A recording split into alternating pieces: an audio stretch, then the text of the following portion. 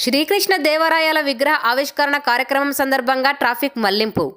శ్రీ సత్యసాయి జిల్లా కదిరి నియోజకవర్గం కదిరి పట్టణంలో ఈరోజు సాయంత్రం 4 గంటలకు కదిరి అనంతపురం రహదారిపై శ్రీకృష్ణ దేవరాయల విగ్రహ ఆవిష్కరణ కార్యక్రమం నిర్వహించబడనుంది.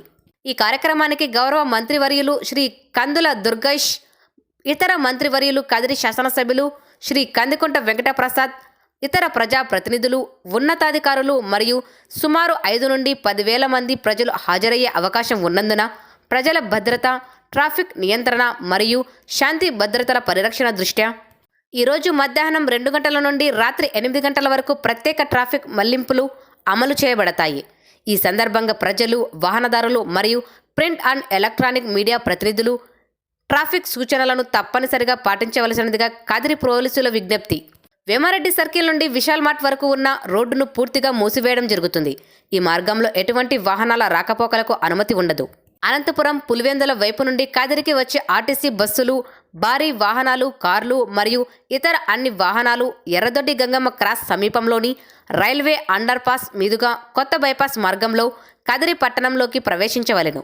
తిరుపతి, మదనపల్లి, కదిరి వైపు నుండి అనంతపురం వైపు వెళ్లే అన్ని రకాల వాహనాలు కొత్త బైపాస్ మార్గంలోనే ప్రయాణించవలెను. ఎట్టి పరిస్థితుల్లోనూ వేమారెడ్డి సర్కిల్ దాటి అనంతపురం వైపు వెళ్లేందుకు అనుమతి ఉండదు. వేమారెడ్డి సర్కిల్ నుండి సైదాపురం, కుటాగుల్లా వైపు మోటార్ సైకిళ్లు, ఆటోలు, కార్లు మరియు ఇతర వాహనాల రాకపోకలకు అనుమతి ఉండదు. ఆయా వాహనదారులు పట్టణంలోని ప్రత్యామ్నాయ మార్గాలను వినియోగించుకోవాలి.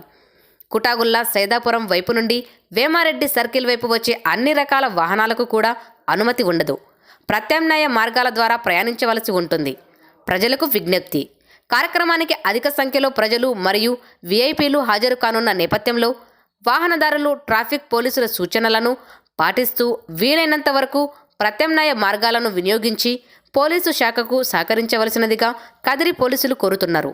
Inspector of police, Kadiri town, PS